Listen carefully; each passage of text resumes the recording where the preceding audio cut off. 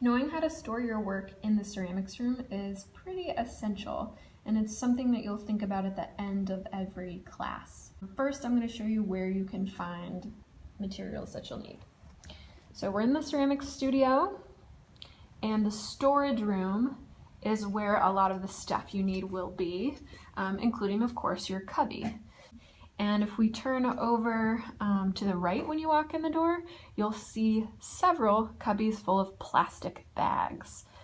So you'll definitely need multiple plastic bags throughout the process, as well as possibly you might want to use a board, which is cut to fit in your cubby exactly, and it can help you store things flat, which you may want to do from time to time. You also noticed when I walked in this storage room ware cart.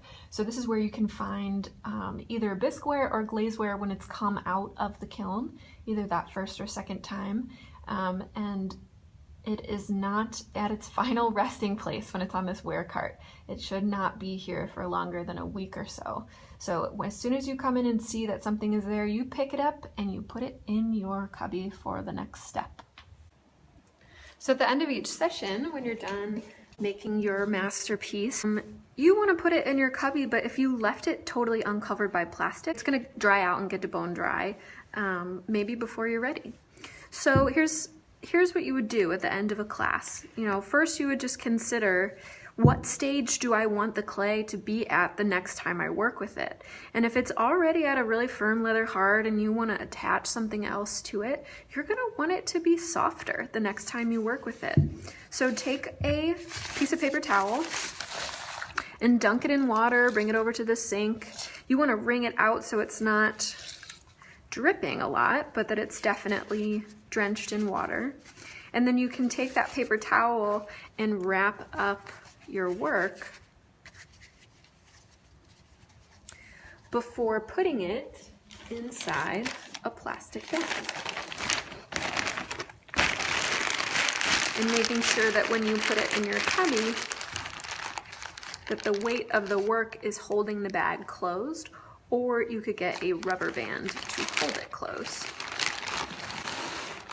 Let's say your clay is at precisely the stage you want it to be, or maybe you want it to be stiffer the next time. So in that case, maybe I'd just skip the paper towels and take a spray bottle and spritz it a bit and then put it in the plastic bag. And you can put it in the plastic bag by itself, as I just showed you, or you could put it on a board. So these are the boards that are in the storage room, and I recommend putting a plastic bag around the board itself so that the wood does not mold. Which board, especially if I were working with something that had a flat bottom, for instance, a board's really helpful. But I then need to wrap the entire thing in another bag before I put it into my cubby.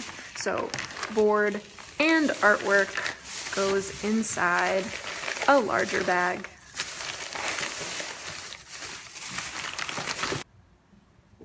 And now what do you do at the end of a class and you've got all this extra clay that's not part of your artwork? So this clay has only been out for maybe 10 minutes or less, and so it's still really soft. I was able to wedge it really easily. So stuff like this that's been out of the clay bin for less than 10 minutes, I would just wedge and put right back in the soft, ready-to-use clay bin. But other stuff that's been out the whole class, or when you wedge it, it's a lot harder or will break pretty easily like this, or is really leather hard but not part of your artwork, you're gonna wanna put that in a scrap bag. So just like you wrapped up your in-progress work in a paper towel, this time we're gonna do it in a rag, simply because a rag holds more moisture. And you're gonna dunk it in water or take it to the sink, and you're just gonna take all of that scrap clay, wrap it on up together, and stick it inside a plastic bag that's gonna serve as your scrap bag.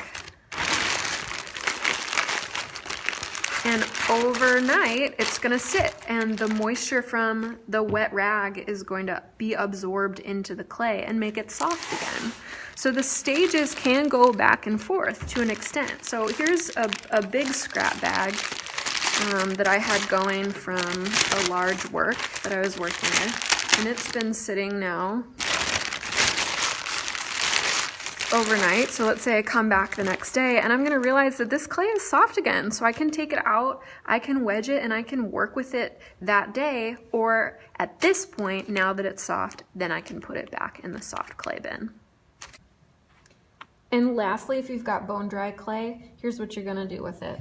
Little pieces like this, let's say, are just leftover scrap that got dried out, or maybe you threw a bowl but it got bone dry before you could trim it, or maybe you just don't really want to fire it and keep it. You can give it new life by letting it go through the reclaim process and become soft clay again.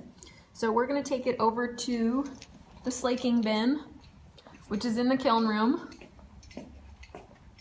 and drop it in the slaking bin, which is just full of water and other what was once bone dry clay, and let it have a new life, reincarnated as soft clay, which will occur after it goes in the mixer, then the pug mill, and then it'll go straight back into the soft clay bin, ready to be used again.